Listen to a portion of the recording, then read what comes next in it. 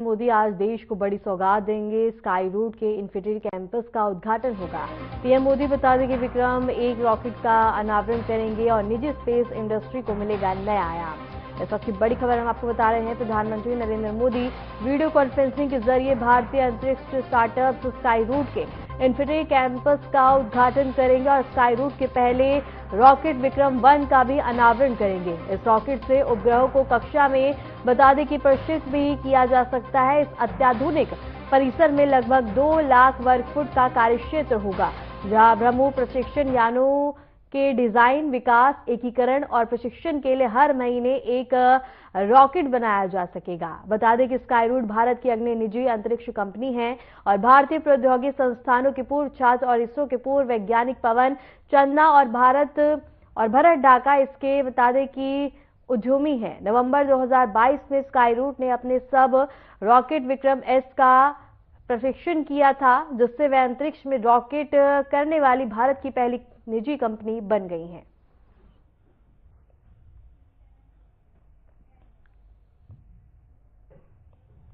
रुक करेंगे अगली बड़ी खबर की ओर। पीएम ने प्रहलाद जोशी को जन्मदिन की बधाई दी है। प्रहलाद जोशी को जन्मदिन की शुभकामनाएं दी गई हैं। उनकी लंबी और जिंदगी के लिए प्रार्थना की है और उन्होंने बता दें कि लिविंग को बढ़ावा दिया था। उनकी कोशिशें तारीफ की काबिल हैं और फूड सिक्योरिटी पक्का करने में एक्टिव हैं। इस वक्त की बड़ी खबर हम आपको बता रहे हैं, जहां प्रधानमंत्री नरेंद्र मोदी ने प्रहलाद जोशी को उनके जन्मदिन की हार्दिक शुभकामनाएं और बधाई दी और इसके साथ ही उनकी तारीफ भी की है। जहां बता दें कि उनकी लंबी उम्र और हेल्दी जिंदगी की प्रार्थना की गई है। इस वक्त की बड़ी खबर हम आपको बता रहे हैं। प्रधानमंत्री नरेंद्र मोदी ने प्रहलाद जोशी को उनके जन्मदिन की हार्दिक शुभकामनाएं और बधाई दी हैं और इसके साथ ही उनकी लंबी उम्र की भी प्रार्थना की है। इसके साथ ही बता दें कि उनके कार्यों की सराहना और प्रशंसा की गई है और इसके साथ ही उनके कार्य की तारीफ की गई है। इस वक्त की बड़ी खबर हम आपको बता रहे हैं, जहां प्रधानमंत्री नरेंद्र मोदी ने प्रहलाद जोशी के जन्मदिन के मौके पर उन्हें हार्दिक बधाई और शुभकामनाएं दी हैं।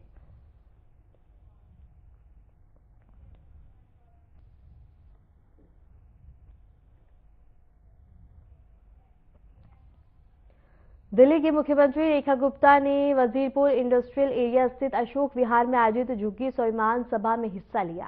कार्यक्रम के दौरान उन्होंने झुग्गी बस्तियों में रहने वाले लोगों से संवाद किया और उनकी समस्याओं तथा मूलभूत सुविधाओं से जुड़े मुद्दों को सुना।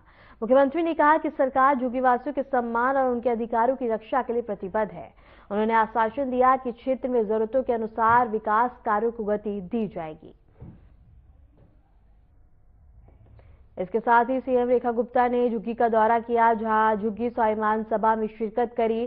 सीएम ने बता दें कि जनता की समस्याएं भी सुनी, विकास कार्य तेज करने का आश्वासन दिया।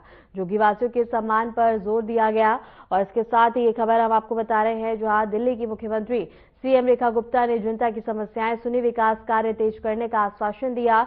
झुग्गीवासियों के सम्मान पर जोर दिया गया और इस दौरान उन्होंने झुग्गीवासियों की तमाम समस्याएं भी सुनी और इसके साथ ही उन्होंने विकास कार्यों पर जोर दिया।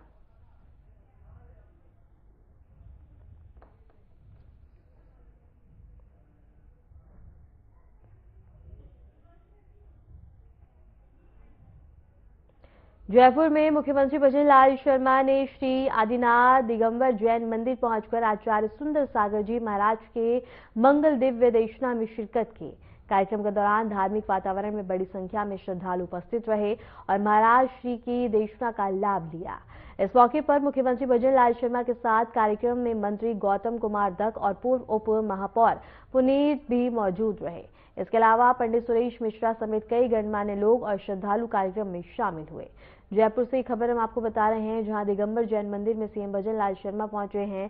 मंगल दिव्य देशना कार्यक्रम में शामिल हुए मंत्री गौतम कुमार भी उनके साथ मौजूद रहे और बड़ी संख्या में यहां श्रद्धालु भी उपस्थित रहे हैं।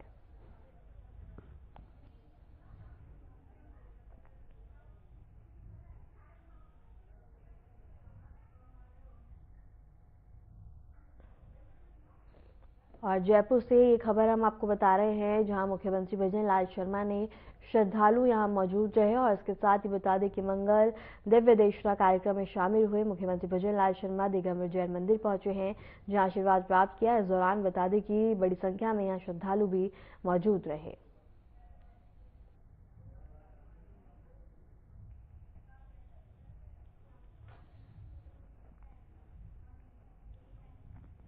नैनीताल दौरे पर पहुंचे मुख्यमंत्री पुष्कर सिंह धामी ने सुबह स्थानीय लोगों से मुलाकात कर उनका हालचाल जाना। सीएम धामी ने सुबह सुबह शहर की सड़कों पर निकले और नागरिकों, दुकानदारों और युवाओं से सीधा संवाद किया। इस दौरान उन्होंने कई जनहितकारी योजनाओं पर जनता का फीडबैक भी लिया। सुबह की सैर के दौरान मुख्यमंत्री धामी ने लोगों से बातचीत करते हुए उनकी समस्याओं और आवश्यकताओं को समझा। स्थानीय लोगों ने भी खुलकर अपनी बात उनके सामने रखी। इसी क्रम में सीएम धामी पंत चौक स्थित टी स्टॉल पहुंचे, जहां उन्होंने खुद चाय बनाई और मौजूद लोगों के साथ मिलकर चाय का आनंद लिया। नैनीताल से ये खबर हम आपको बता रहे हैं, जहां सीएम धामी नैनीताल के दौरे पर सुबह सुबह शहर की सड़कों पे सीएम धामी निकले, जहां उन्होंने सीधा लोगों से संवाद किया और स्थानीय लोगों से मुलाकात करी, जहां उनका हालचाल जाना। इसके साथ ही सीएम धामी ने स्थानीय दुकानदार और युवाओं से भी बातचीत की। इसके साथ ही बातचीत के दौरान उन्होंने जन हितकारी योजनाओं पर भी फीडबैक लिया। इसके साथ ही बता दें कि सीएम धामी एक पंत चौक टी स्टॉल पर पहुंचे, जहां उन्होंने खुद चाय बनाई और चाय का आनंद लिया।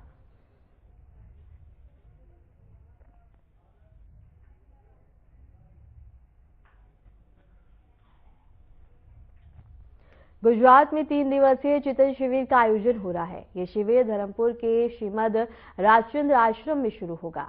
कार्यक्रम में हिस्सा लेने के लिए गुजरात के मुख्यमंत्री भूपेंद्र पटेल वंदे भारत से अहमदाबाद से वलसाड के लिए रवाना हो गए हैं।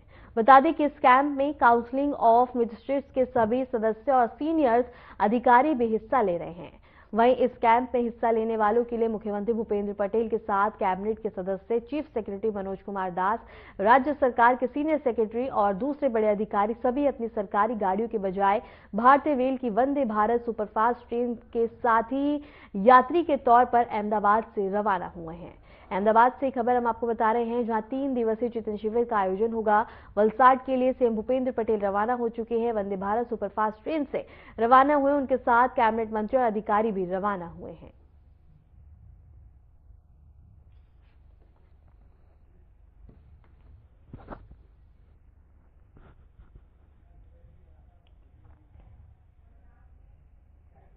एफआईडी शतरंज विश्व कप के समापन समारोह में गोवा के मुख्यमंत्री प्रमोद सावंत ने शिरकत की। समारोह के दौरान उन्होंने खिलाड़ियों, कोचों और आयोजकों को उनके उत्कृष्ट प्रदर्शन और योगदान के लिए बधाई दी। मुख्यमंत्री ने कहा कि शतरंज युवाओं के मानसिक विकास और रणनीतिक सोच को मजबूत करने वाला खेल है और सरकार ऐसे आयोजन युवाओं में खेल संस्कृति को बढ़ाने के उद्देश्य से करती है। उन्होंने भविष्य में गोवा में और भी अधिक अंतर्राष्ट्रीय खेल कार्यक्रम आयोजित करने का भी आश्वासन दिया।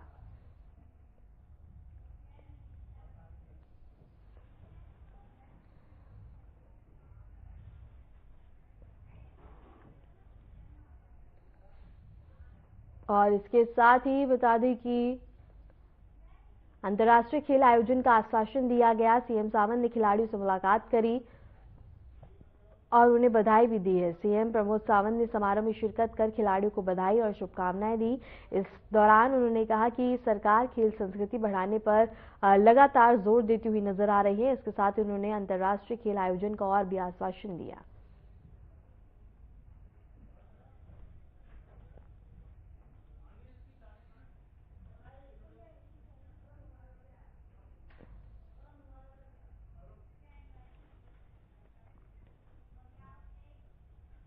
केंद्रीय मंत्री भागीरथ चौधरी और केंद्रीय मंत्री एल मुरुगन ने उज्जैन के प्रसिद्ध महाकालेश्वर मंदिर में पहुंचकर दर्शन किए। दोनों मंत्री ने बाबा महाकाल के समक्ष पूजा अर्चना की और देश और समाज की समृद्धि, शांति और कल्याण की कामना की।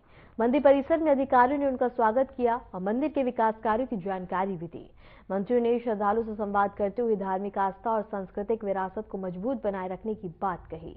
उज्जैन से ये खबर हम आपको बता रहे हैं, जहां मंत्री भागीरथ और मंत्री मुरुगन ने बाबा महाकाल के दर्शन किए। महाकालेश्वर मंदिर में मंत्री का आगमन हुआ। मंत्रियों ने मंदिरों में पूजा अर्चना करी, बाबा का आशीर्वाद प्राप्त किया। धार्मिक आस्था पर जोर दिया गया। मंदिर विकास कार्यों की समीक्षा भी करी।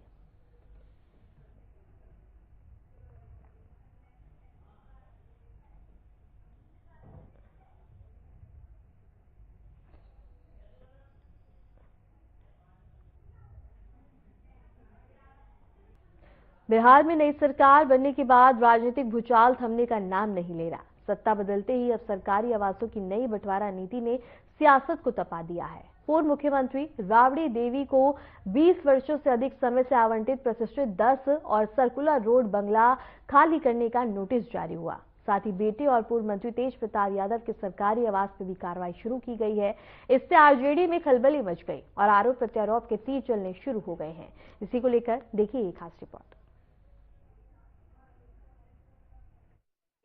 सियासी पारा हाई, बंगला खाली करने के आदेश, छिड़ा सियासी कलेश। 10 सर्कुलर रोड आवास को खाली करने पर राबड़ी को नोटिस, भड़की रोहिणी आचार्य।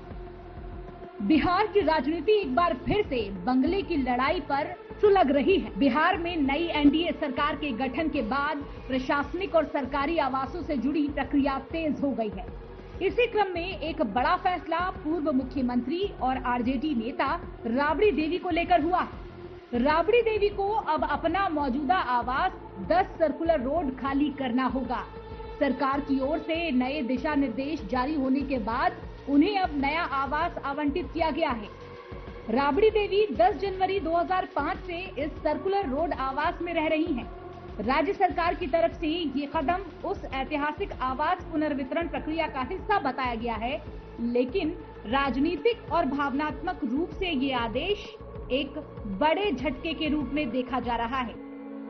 भवन निर्माण विभाग ने जारी किया आदेश। लालू परिवार को 25 नवंबर 2025 को नोटिस जारी। राबड़ी देवी को नया सरकारी आवास होगा आवंटित। तेज प्रताप को भी बंगला खाली करने के आदेश। विपक्ष ने राजनीतिक बदले की कार्रवाई बताया। नोटिस में बंगला खाली करने की समय सीमा नहीं। भवन निर्माण विभाग के संयुक्त सचिव सह भू संपदा पदाधिकारी की माने तो इस संबंध में औपचारिक पत्र जारी कर दिया गया है। पत्र में साफ लिखा गया है कि राबड़ी देवी अब बिहार विधानसभा परिषद में नेता प्रतिपक्ष के पद पर हैं, इसलिए उन्हें नेता प्रतिपक्ष के कोटे से हार्डिंग रोड का नया बंगला आवंटित किया जा रहा है। उन्हें वर्तमान आवास छोड़ना होगा। गौरतलब है कि राबड़ी देवी 2005 के बाद से ही लगातार इस 10 सर्कुलर रोड में रह रही हैं। अब इस बंगले को जल्द ही खाली कराने की प्रक्रिया शुरू करा दी जाएगी। आखिर क्यों 10 सर्कुलर रोड इतना खास है, आइए वो जान लेते हैं। दरअसल आरजेडी की राजनीति का ये पावर सेंटर रहा है। ऐतिहासिक बैठकें होती हैं यहाँ अहम निर्णय लिए जाते हैं। लालू परिवार की भावनाओं और विरासत का प्रतीक माना जाता है ये सर्कुलर रोड। 2 दशकों से अधिक समय से लालू राबड़ी देवी का ये निवास स्थल रहा है। तो एनडीए की करारी जीत और आरजेडी की गिरती पकड़ के बीच ये नोटिस एक और राजनीतिक धक्के के रूप में देखा जा रहा है। आरजेडी नेताओं का आरोप है कि हार का बदला बंगला छीन कर लिया जा रहा है। आरजेडी प्रदेश अध्यक्ष मंगनी लाल मंडल की प्रतिक्रिया से राजनीतिक गलियारों में हलचल तेज हो गई है कि हम मरते दम तक बंगला नहीं छोड़ेंगे। ये हार्डिंग रोड का जो मकान है, एक मकान जिसका आवंटन किया है, उसको कर्णांकित कर दिया जाए। तो कर्णांकित का मतलब है कि ईयरमार्क अंग्रेजी में कहते हैं। जो प्रतिपक्ष के नेता होंगे विधानसभा या विधान परिषद में, तो विधान परिषद के नेता उसमें रहेंगे। तो 20 बरस से आप चीफ मिनिस्टर हैं 2005 से, तो अभी तक क्यों नहीं किया आपने? विधान परिषद के सभापति के लिए किया, नेता प्रतिपक्ष विधानसभा के लिए किया, डिप्टी चीफ मिनिस्टर के लिए किया। तो एक चीफ मिनिस्टर भी है, 2 एक चीफ मिनिस्टर है। लालू जी एक चीफ मिनिस्टर है, राबड़ी जी एक चीफ मिनिस्टर है। तो आप उसी को कर्णांकित कर देते। जो कर्णांकित आपने किया है हार्डिंग रोड, इसका मतलब जो ईयरमार्क शब्द है, इसका आप इस्तेमाल कर रहे हैं लालू जी को, राबड़ी जी को उस डेरा से वैकेट करने के लिए, हटाने के लिए। तो ये अपमान है, अपमानित किया जा रहा है जानबूझ करके, राजनीति विद्वेष के कारण। और चीफ मिनिस्टर जो भी किया है, तो नरेंद्र मोदी या भारतीय जनता पार्टी का विश्वास हासिल करने के लिए, क्योंकि पुलिस डिपार्टमेंट, गृह विभाग ले लिया बीजेपी ने, तो ले लिया है तो कहीं चूक समझते हैं कि कहीं हमसे चूक हुई है। तो मोदी जी का और भारतीय जनता पार्टी का और आरएसएस का विश्वास हम कैसे जीतेंगे, इसलिए लालू जी या लालू जी के परिवार को, राबड़ी जी के परिवार को अपमानित करें। ये ईर्ष्यावश है, वे द्वेषवश है। क्या फूट में जाएंगे या क्या कुछ जो कुछ करना होगा किया जाएगा, लेकिन डेरा नहीं खाली किया जाएगा। डेरा खाली नहीं होगा। नहीं, जो करना हो करे जाएंगे। जा रहे हैं, कोई नई बात तो है नहीं। सर 10 सर्कुलर रूट राबड़ी आवास को सर खाली कराने का आदेश जारी किया गया है। बदले की भावना से ऐसा किया जा रहा है। अब जिस विभाग के तहत का मामला है, सरकार नियम के अनुसार हर बार नई सरकार आती है तो आवास बदलने का और आवास आवंटन का प्रक्रिया होता है भवन निर्माण विभाग का, उसके तहत हो रहा है। सर 6 दिसंबर को सर बाबरी मस्जिद का नींव जो है बंगाल में रखा जा रहा है। बाबरी मस्जिद का नींव रखने की बात हो रही है। दोबारा कोई बाबर पैदा ही नहीं होगा जो भारत की भूमि पर फिर से कोई बाबरी मस्जिद बना ले। मां भारती के संतान जग चुका है और अब बाबर का कोई भी औलाद बाबरी मंदिर भारत में नहीं बनाएगा। भारत में भगवान राम का। लालू राबड़ी की बेटी रोहिणी आचार्य ने भी आदेश की प्रति को एक्स पर पोस्ट करते हुए लिखा, सुशासन बाबू का विकास मॉडल, करोड़ों लोगों के मसीहा लालू प्रसाद यादव का अपमान करना उनकी पहली प्राथमिकता है। घर से तो निकाल देंगे, बिहार की जनता के दिल से कैसे निकालेंगे? सेहत नहीं तो कम से कम लालू जी के राजनीतिक कद का ही सम्मान रखते। फिलहाल बिहार की सत्ता से विदाई के बाद से ही लालू यादव का परिवार 10 सर्कुलर रोड स्थित बंगले में रह रहा था, लेकिन अब बिहार सरकार के भवन निर्माण विभाग ने उन्हें ये बंगला खाली करने का आदेश जारी कर दिया है, जिससे राजनीतिक गलियारों में हलचल तेज हो गई है। अब देखना ये होगा कि लालू परिवार बंगला खाली करता है या नहीं। सूत्रों से मिल रही जानकारी के मुताबिक आने वाले दिनों में अन्य पूर्व मंत्रियों, पूर्व विधायकों और पदाधिकारियों के आवासों में भी बदलाव की संभावना है। फिलहाल सबसे बड़ी चर्चा यही कि राबड़ी देवी के 10 सर्कुलर रोड छोड़ने के बाद ये बंगला किसे मिलेगा। Bureau report, RNTV। रुक करेंगे बड़ी खबर की ओर। दिल्ली की हवा बेहद ही खराब श्रेणी में बरकरार है। दिल्ली में बता दें कि AQI बेहद ही खराब श्रेणी में है। दिल्ली के कई हिस्सों में AQI 400 के पार पहुंच चुका है। दिल्ली में ग्रैब 2 लागू करने के निर्देश भी दे दिए गए हैं। सबसे बड़ी खबर हम आपको दिल्ली से बता रहे हैं, जहां दिल्ली में प्रदूषण की मार अभी भी बरकरार है। दिल्ली की हवा और भी जहरीली होती हुई नजर आ रही है। दिल्ली में वायु प्रदूषण से राहत नहीं है।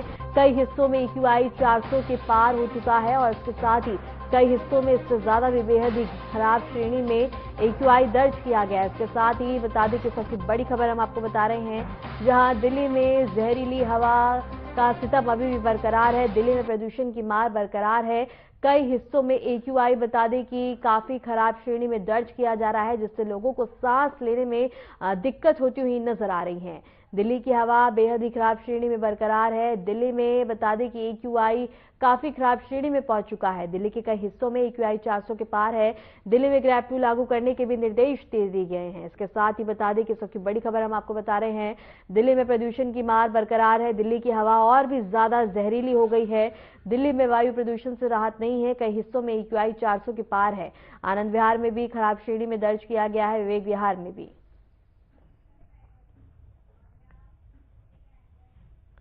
एक और भारत में करोड़ों लोगों की आस्था के केंद्र राम मंदिर में धार्मिक परंपराओं का पालन हो रहा है और दूसरी ओर पाकिस्तान, जो अपने यहां अल्पसंख्यकों के साथ बढ़ते अत्याचारों पर खामोश रहता है, भारत पर मुस्लिम विरासत मिटाने के आरोप लगा रहा है। लेकिन क्या आरोपों का कोई आधार है? क्या पाकिस्तान सच छुपाने के लिए भारत पर प्रोपेगेंडा हमला कर रहा है? और उसके यहां मौजूद हिंदू धार्मिक स्थलों की हालात क्या है? इसी को लेकर देखिए हमारी खास रिपोर्ट। जहां सदियों बाद राम मंदिर का निर्माण पूरा होने की ओर बढ़ रहा है। धर्म ध्वज की स्थापना हिंदू परंपरा में विजय, आस्था और दिव्यता का प्रतीक। शास्त्रों के मुताबिक मंदिर के शिखर की पवित्रता का संकेत माना जाता है, लेकिन भारत की सांस्कृतिक परंपराओं से परे एक देश है जो इसे अपने राजनीतिक आख्यान में बदलने की कोशिश कर रहा है। पाकिस्तान। जैसे ही धर्म ध्वज की स्थापना की तस्वीरें सामने आई, पाकिस्तान के विदेश मंत्रालय ने प्रेस रिलीज जारी कर दी। एक ऐसी प्रेस रिलीज जिसमें तथ्यों से ज्यादा नफरत भरी बयानबाजी थी। पाकिस्तान ने कहा कि अयोध्या के इस धार्मिक कार्यक्रम से भारत के अल्पसंख्यकों और मुस्लिम विरासत को खतरा है। उसने दावा किया ये हिंदुत्व की सोच का हिस्सा है, लेकिन सवाल उठता है क्या भारत में होने वाला हर धार्मिक कार्यक्रम पाकिस्तान की राजनीति का साधन है? क्या भारत की न्याय व्यवस्था सुप्रीम कोर्ट के फैसलों और सांस्कृतिक परंपराओं को पाकिस्तान अपने आंतरिक संकटों से ध्यान हटाने का टूल बना रहा है? पाकिस्तान ने नफरत वही पुरानी बात दोहराई कि बाबरी मस्जिद ऐतिहासिक इबादत गाह थी और भारत में अल्पसंख्यकों पर दबाव बढ़ रहा है। लेकिन पाकिस्तान भूल जाता है कि भारत का सर्वोच्च न्यायालय, देश की सबसे विश्वसनीय संस्था, इस विवाद पर अपना अंतिम फैसला दे चुका है और भारत में हर समुदाय को संविधान द्वारा बराबर अधिकार दिए गए हैं। विशेषज्ञ बताते हैं कि पाकिस्तान की ये प्रक्रिया कोई नई नहीं है।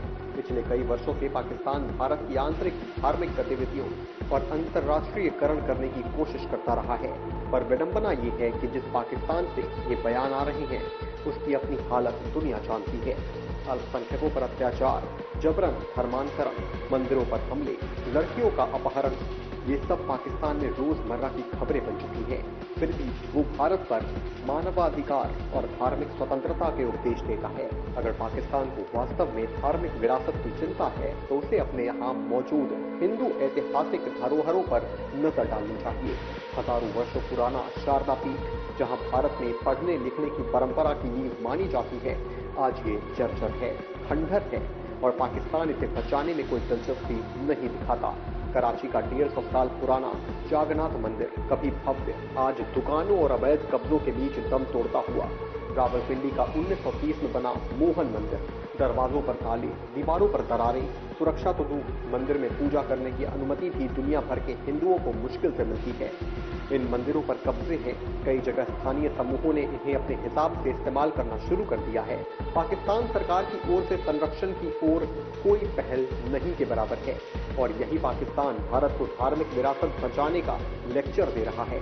पाकिस्तान ने अपने बयान में 6 दिसंबर 1992 का जिक्र किया था, लेकिन ये नहीं बताया कि भारत ने उस घटना की जांच कराई, FIR दर्ज किए और इसके बाद कानून व्यवस्था में अभूतपूर्व सुधार किए।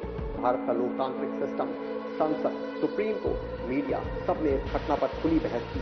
इसके बाद सुप्रीम कोर्ट का फैसला आया।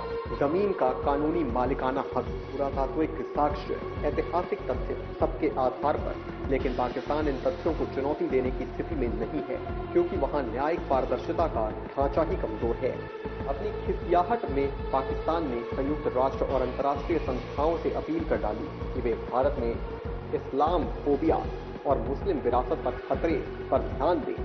लेकिन अंतर्राष्ट्रीय रिपोर्ट दिखाती है कि पाकिस्तान स्वयं धार्मिक स्वतंत्रता सूचकांकों में सबसे नीचे है। अल्पसंख्यकों की सुरक्षा लगातार सवालों के घेरे में है। भारत, जहां हर त्योहार, चाहे दीपावली हो या ईद, समान स्वतंत्रता के साथ मनाया जाता है, वहां पाकिस्तान के आरोप तथ्य ही नजर आते हैं। विश्लेषक बताते हैं कि पाकिस्तान का ये बयान घरेलू राजनीति के दबाव का नतीजा है। आर्थिक संकट, राजनीतिक अस्थिरता, बढ़ती महंगाई, IMF की सख्त शर्तें, इन सब के बीच पाकिस्तान को एक बाहरी दुश्मन की जरूरत पड़ती है और उसके लिए सबसे आसान नाम है भारत। इसलिए हर बार जब पाकिस्तान के भीतर असंतोष बढ़ता है, वो भारत को टारगेट करके अपने राजनीतिक नैरेटिव को बचाने की कोशिश करता है। अंतर्राष्ट्रीय विशेषज्ञों के अनुसार भारत एक ऐसा देश है जहां बहुधार्मिक समाज शांतिपूर्ण तरीके से ये अस्तित्व में रहता है। मंदिर, मस्जिद, चर्च, गुरुद्वारे सभी को संविधान द्वारा बराबर सुरक्षा प्राप्त है। अयोध्या में राम मंदिर का निर्माण किसी समुदाय के खिलाफ नहीं, बल्कि न्याय, प्रक्रिया और आस्था का समन्वय है। धर्म ध्वज विवाद का नहीं, बल्कि शांति और श्रद्धा का प्रतीक है। तो साफ है कि पाकिस्तान की प्रतिक्रिया कहीं न कहीं उसकी अपनी आंतरिक समस्याओं से ध्यान भटकाने की कोशिश है। भारत की धार्मिक स्वतंत्रता और सांस्कृतिक विरासत को लेकर फैलाया गया प्रोपेगेंडा तथ्यों की कसौटी पर टिक नहीं पाता। भारत अपनी परंपराओं, अपनी विविधता और अपने संविधान के प्रति प्रतिबद्ध है। यहाँ मंदिर भी सुरक्षित हैं, मस्जिद भी, गुरुद्वारे भी पनपते हैं और चर्च भी। लेकिन पाकिस्तान, जहाँ हिंदू, सिख, ईसाई समुदाय की संख्या लगातार घट रही है, वहाँ धार्मिक स्वतंत्रता की स्थिति खुद प्रश्नों के घेरे में है। आखिर में सवाल यही है, जिस देश में अल्पसंख्यक स्वयं असुरक्षित महसूस करते हो, क्या वो दूसरे देशों को धार्मिक सहिष्णुता का पाठ पढ़ा सकता है? अयोध्या में लहराता धर्म ध्वज सिर्फ एक मंदिर की पहचान नहीं, उस सभ्यता की जीवंत गूंज है जो हजारों साल से दुनिया को सहिष्णुता, शांति और धर्मनिरपेक्षता का मार्ग दिखाती रही है। इसके ठीक उलट पाकिस्तान में जागन्नाथ मंदिर सूने पड़े हैं, मोहन मंदिर खामोशी में डूबा है और शारदा पीठ इतिहास की धूल में दबा हुआ है। उसकी दीवारें, उनकी टूटी सीढ़ियां, उनका सुनसान आंगन सब एक ही सच्चाई बयान करते हैं कि विरासत की रक्षा उपदेशों से नहीं कर्मों से होती है और भारत अपने कर्मों से ये साबित करता आया है कि हर धर्म, हर पूजा स्थल और हर समुदाय संविधान की छत्र छाया में बराबर सुरक्षित है। इसलिए अयोध्या का धर्म ध्वज किसी के खिलाफ नहीं, किसी को डराने के लिए नहीं, बल्कि एक सभ्यता की पुनर्स्थापना का प्रतीक है। पाकिस्तान को शायद ये स्वीकार नहीं, पर सच यही है। भारत आगे बढ़ रहा है और धर्म, संस्कृति और विरासत यहाँ सम्मान पाती रहेगी, चाहे दुनिया कुछ भी कहे। फिलहाल के लिए खबरों में इतना ही और ऐसे देश और दुनिया की तमाम खबरों को जानने के लिए बने रहिए हमारे साथ।